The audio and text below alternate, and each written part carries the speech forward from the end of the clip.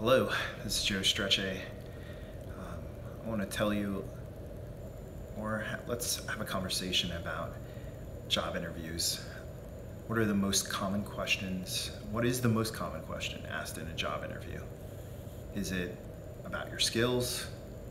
Is it about your past work? Or is it, tell me a little bit about yourself? It is the latter. Tell me a little bit about yourself is that window. That's where that employer is trying to figure out a little bit about you, wants you to share about yourself, where you've been, your skills, abilities. It's also not just an employment skill, it's a life skill.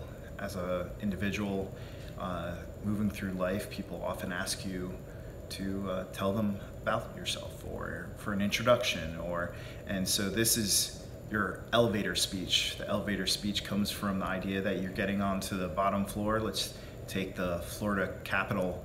It's a high-rise Capitol, I believe 22 stories, and you're getting on at the first floor, and you have 22 stories going to the top, and getting onto that elevator, someone who holds the key to your dream job enters, and you have 22 stories to sell them on who you are and what you could bring to their organization, and that tell me a little bit about yourself includes some information. It can range from 30 seconds to 2 minutes. You have a little longer typically in a job interview than you do out in the world, and you have to figure out what information you want to share. It's not always going to be the same either.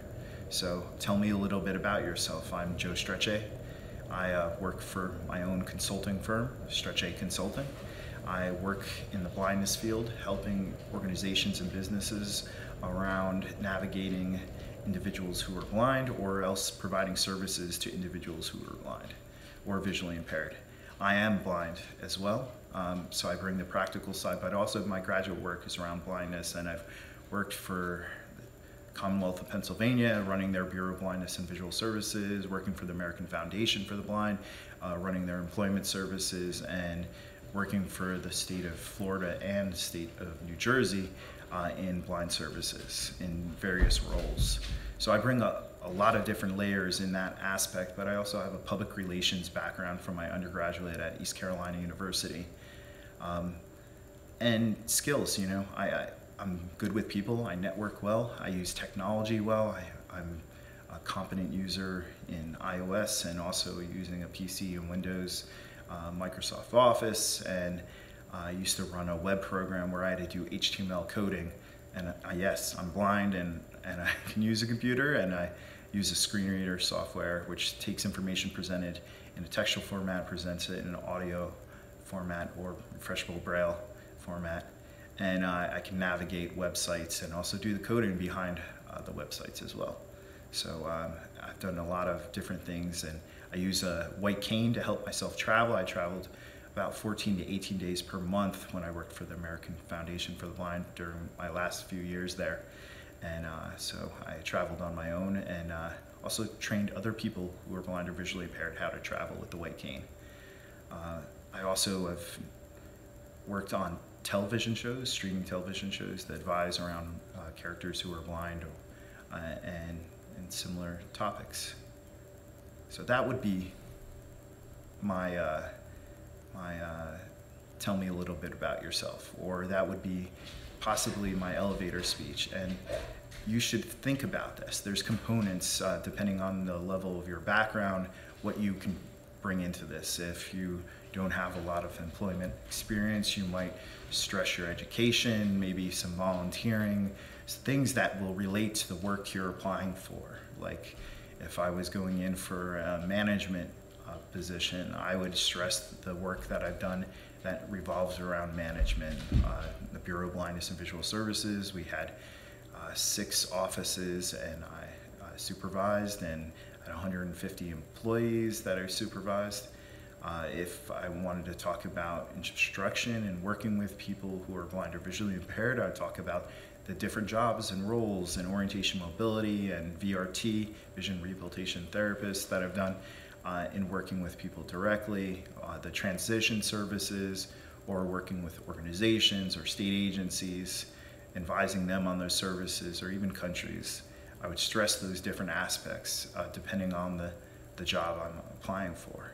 And prior to that, again, education. If you can have practical experience while you're getting your education, or making volunteer experience practical to the work you want to do in the future, that's a positive. But also making sure that you've put in the effort and have the references that will back that up. So just think about that as you put together your tell me a little bit about yourself. And it's also fun to put something interesting in there. When I mention Florida State, I say go Noles, or if I mention I say go Pirates, and that's my dog Audrey, dog who's deaf, dog first language always, saying hello.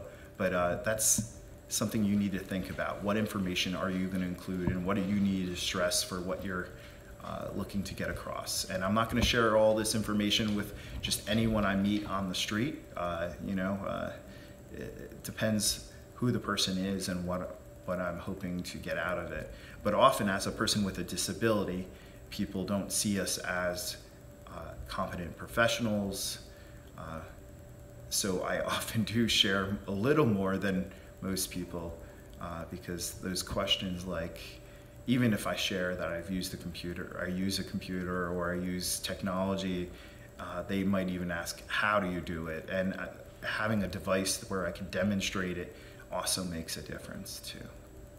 So thank you for taking the time to check this out, and make sure you practice your tell me a little bit about yourself. And I look forward to hearing from you in the future.